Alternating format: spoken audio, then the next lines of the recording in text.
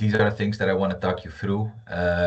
Some of the initiatives that we have running, some things like a position paper on upcycling that we have.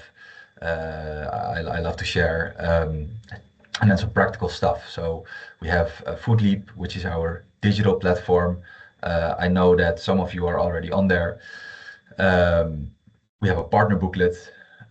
We have a specific way of how we organize events, and I just want to share how you can decide on attending or not, etc. Only the five of us, so I think we can really do it on a personal level. If you have any, specific parts of these that are not fully clear, or you've already looked at the Foodleap platform but got stuck somewhere, share that, and yeah, that's what this is for.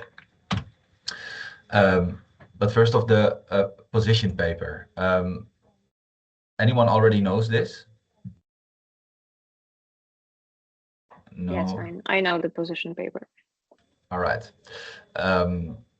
Okay, for the others, this is a document that we are continuously working on for already over a year now. And we try to have this really as a, let's say, a reference point for adopting upcycled solutions into the mainstream food system. And there are not so many cluster organizations like us in the world that specifically focus on upcycling. So we think we are well positioned to really frame it as a central reference point, which is what we try to do. It's very, as the upcycling community, we mostly focus on commercial organizations. So it has a commercial focus, and it is a very practical paper. So it is really showcasing examples and best practices and challenges of getting upcycled ingredients into food value chains. And it is not just done by us or by experts, but we are continuously building this together with our whole partner base. So we are always inviting partners to share how they work within the upcycling realm, share some of the challenges or their success cases, and that builds to this collective paper that we're making. It has this, commercial value chain side, like I said. This year, we have the ambition to also focus more on the regulatory component of upcycling. There's still many challenges on that side. There's a lot of unclarity on what claims you can and cannot make revolving, upcycled ingredient use. There's much confusion about conducting LCA assessments for upcycled products, because do you attribute the environmental impact to the original product, the beer, for example, or to the brewer's spent grain, right? The feed industry on a European level has already developed a very strong and a unified narrative on what they believe should be the right way to measure environmental impact for feed products. But food doesn't have that. So we want to work on a more unified narrative that acknowledges, the environmental benefits that food upcycling offers. And we want to integrate that into the position paper. You are all invited to contribute to it as well. I will send, after this session, I will send a recap of all the sort of practical actions that you can take, including this one, so don't worry. But you're invited, to give a short description, like the one from Green Covery here as an example, on your solution or your technology or your service, and how it plays a role in the upcycling space. If this topic of regulatory, or if any new topics that we will focus on and add to the position paper come up, I will make sure to personally invite you if we believe that your organization has a relevant contribution to it. Um, yeah, so that's the position paper.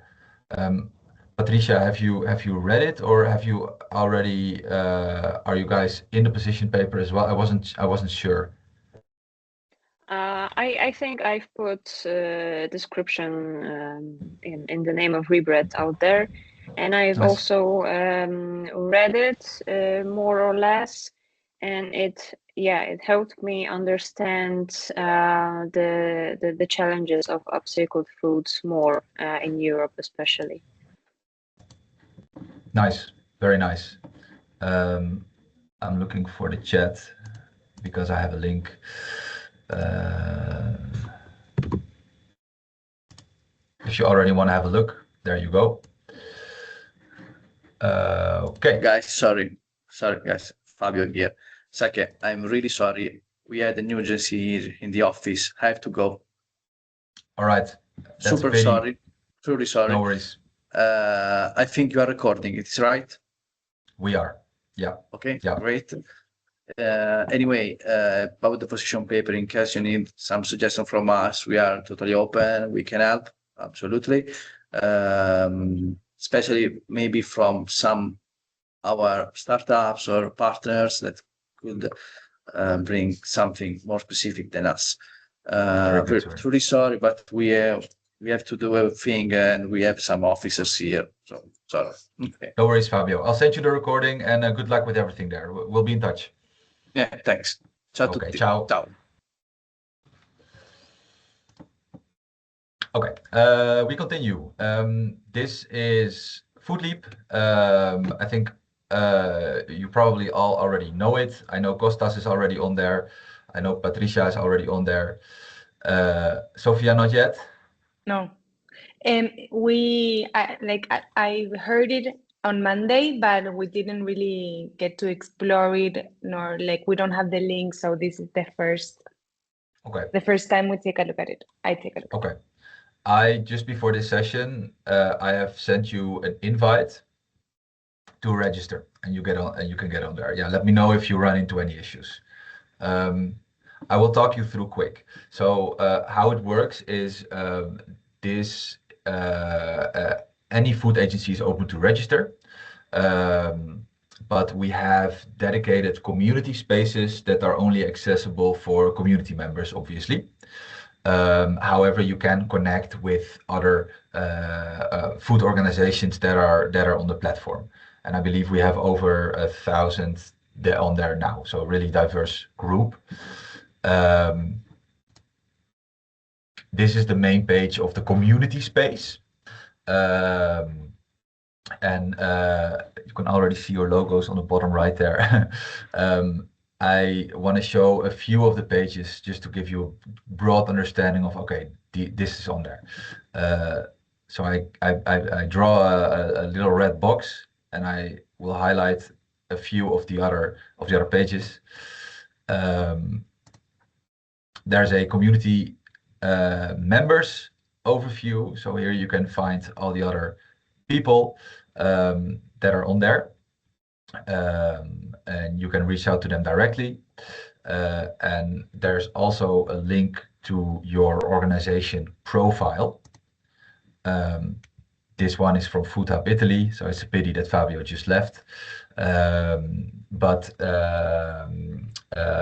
Yeah, so we have a administration team here at Food Valley, and they can spend some of their time to making these profiles. So once your Foodleap account is activated, using your website, using information, they fill in some of the details so that other companies on here know what you do and where you are located.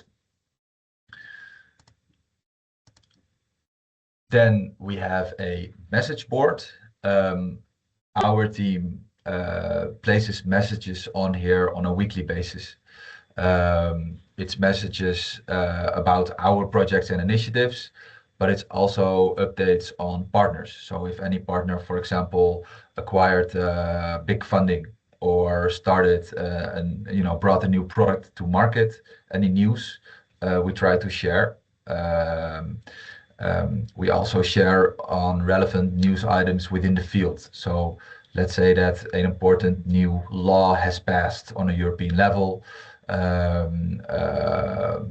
etc.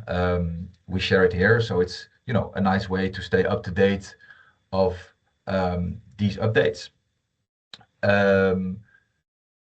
We place these articles, but everyone within the community can place articles too. So if you have an update, you can very easily share it here just by clicking on the top right add message board. And what we do is every week we send an email, which is like a mini newsletter. We call it Weekly Digest, to all partners. So if you have something, it's a nice opportunity to get on the radar of all the other companies, and it will be on top of their inbox. So I think that is a good thing to know. And then we have a knowledge base. Recordings, slide decks, PDF files of all the events that we organize. We always throw them on here.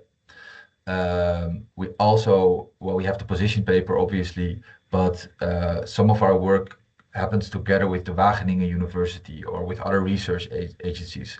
So sometimes we have articles that also are always stored on here. So it's a big database of information that can be relevant. All the way pinned on the top, you see partner booklet, and you also see partner booklet slide to fill. Those two are very relevant for all of you, because the partner booklet is this nice overview of our community partners. And we also categorize by role within the value chain. I believe, Patricia, that Rebread is already on there. Not 100% sure. I know Food Hub Italy is. Yes, as a technology provider. Okay. This is how a partner booklet slide looks like. This is the one from Food Hub Italy. So it's everyone is in the same format. So it's really about the content, and it's short. It's the 4 points that I just asked you to pitch as well. So your core business, your link to upcycling, and what you bring and what you hope to take from this space. Next week, February 12th, we have a Meet the New Partners session. And I invited all of you. Patricia, Rebread already pitched themselves last time, so I didn't invite you. But I invited you, Sophia, and Kostas to introduce yourself to all the other partners in the community next week. And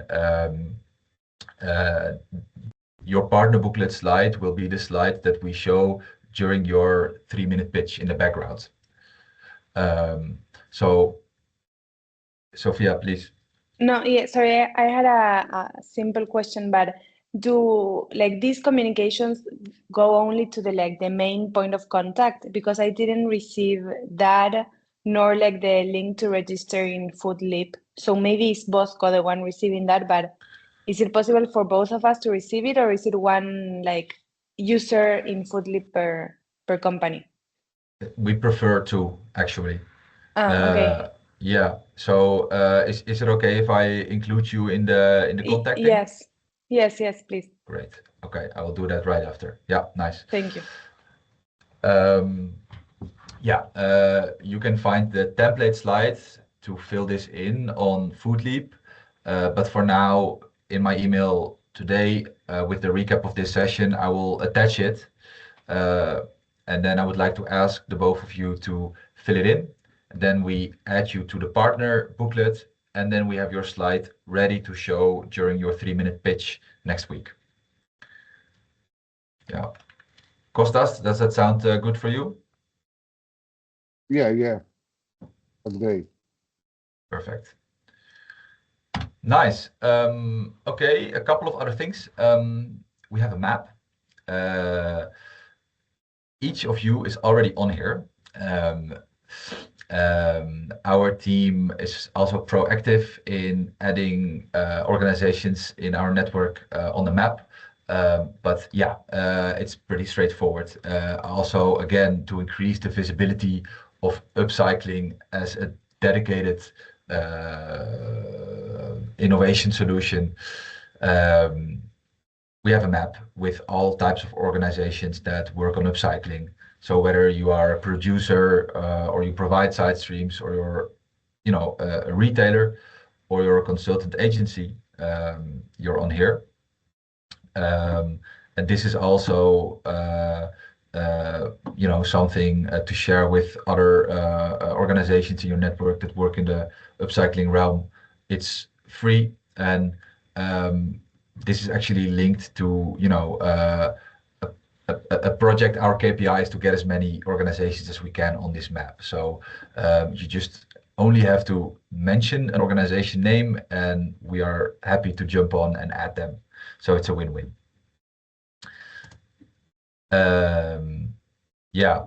If you click on a specific actor, you get this short description, and if you then click on full profile, it brings you back to the profile of the organization on Foodleap that I just showed. Here you see another one from Stockable, who unfortunately could not make it today. But that's how the map links to Foodleap. Then I want to mention two of our initiatives. The first one, all of you know very well, because I know that all of you have been involved. At least Tuesday, Patricia, were you there as well? No, because we were at the event, so I couldn't join. Either way, we've decided to switch. We've just decided to switch to the bakery sessions. We were previously in the meat and dairy alternatives, so I guess I will be there next time for the bakery sessions. Okay. Yeah, and Sophia and Kostas were there for the bakery session this week, so I think you will meet each other there as well. Next phase, I don't know how much Miriam told this week about the next steps, but phase 2, we're moving towards phase 2, which is impact assessment. So a lot of focus on mapping environmental impact of upcycled ingredients compared to conventional alternatives. I think we had 40 people in the room Tuesday, so it's gaining traction. I think it's going really well. This is another initiative that you might not have heard about. Food upcycling. The global upcycling map is actually part of this. We do it together with several Danish organizations, and this project is a little more hands-on in that it tries to provide upcycled producers very straight up information and tools to increase their opportunities in the market. There's also a lot of time for one-on-one matchmaking. So within the project, if you work within a specific value chain, you say, oh, we are looking for manufacturers that can use our ingredients.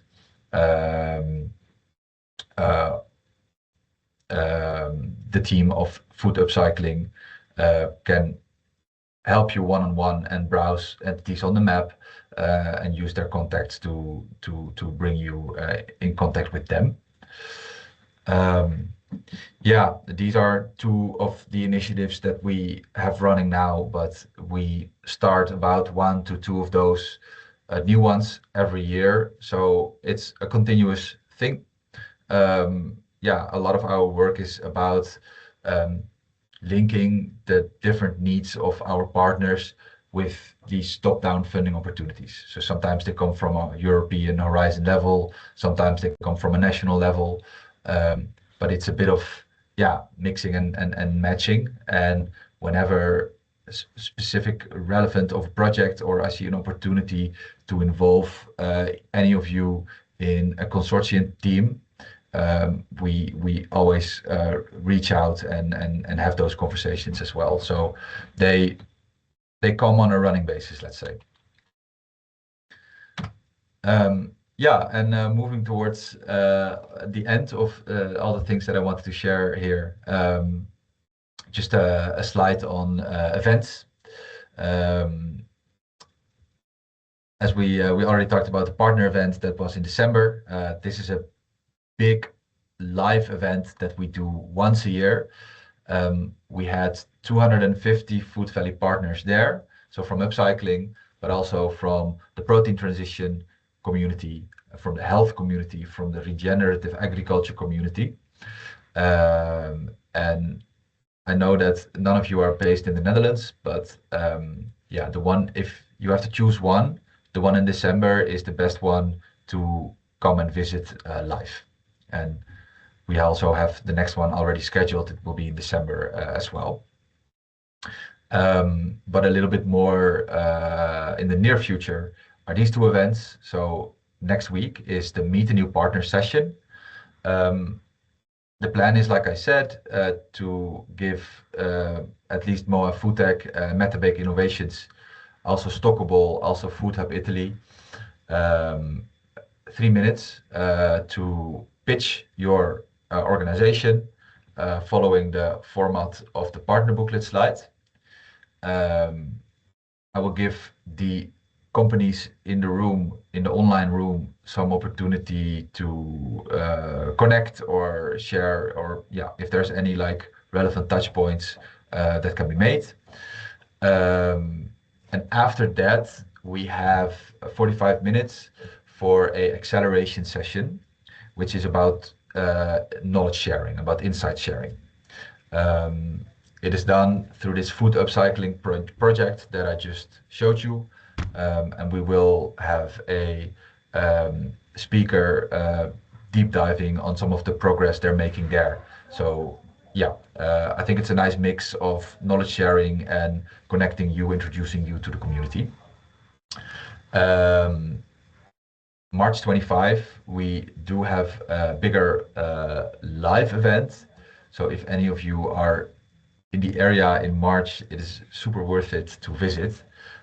It's in Wageningen, right next to us, at Friesland Campina, who is the biggest Dutch dairy producer that we have.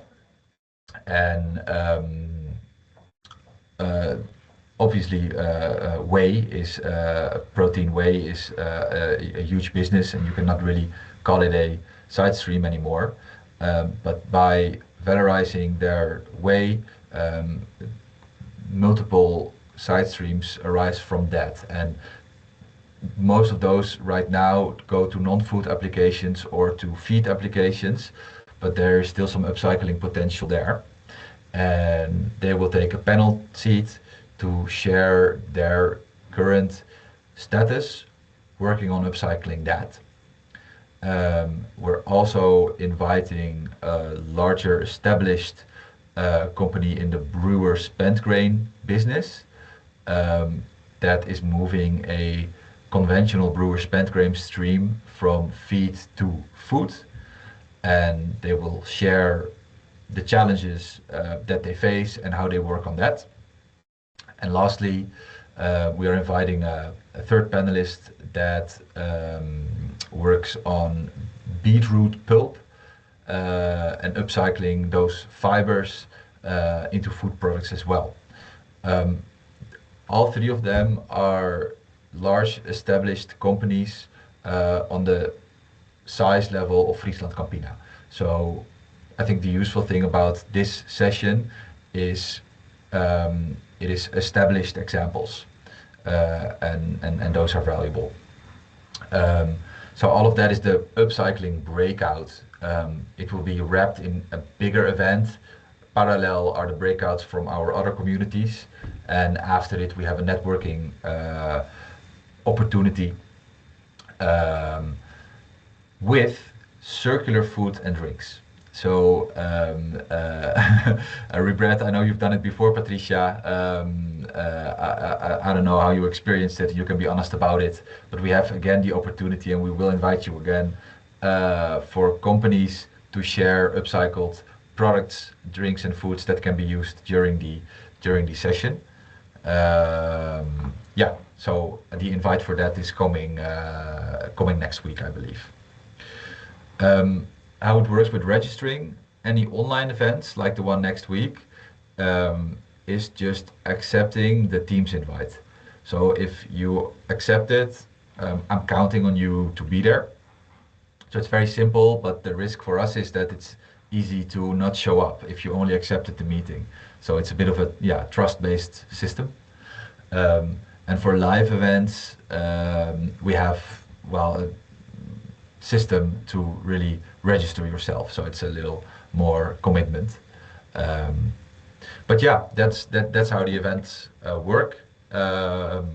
I don't know if anyone of you is planning to come to the 25th on March, or do you already know that that is not going to be possible? Yeah, not possible for me. No? Not possible for me. No, I see. Yeah, I don't know about more. I should check with Bosco, but I know that I wouldn't be able to make it. But I'll check with him too. Yeah, you can check, but I understand it's more complicated when you're not based in the area. We're still seeing if we can make the session on upcycling hybrid, so you can tune in live. Okay. Yeah, and then you don't have to spend the whole day, but it's just that block of 1.5 hours. I will let you know. Okay, great. Those were the things that I wanted to cover. Are there any parts that were not clear, or any questions that you still have? No, everything was super clear. Happy to hear. Great. Okay, then I will send you the recap and the information, like the partner booklet slide, later today. And yeah, I really hope to see all of you next week during the Meet a New Partner session on the 12th. Yeah.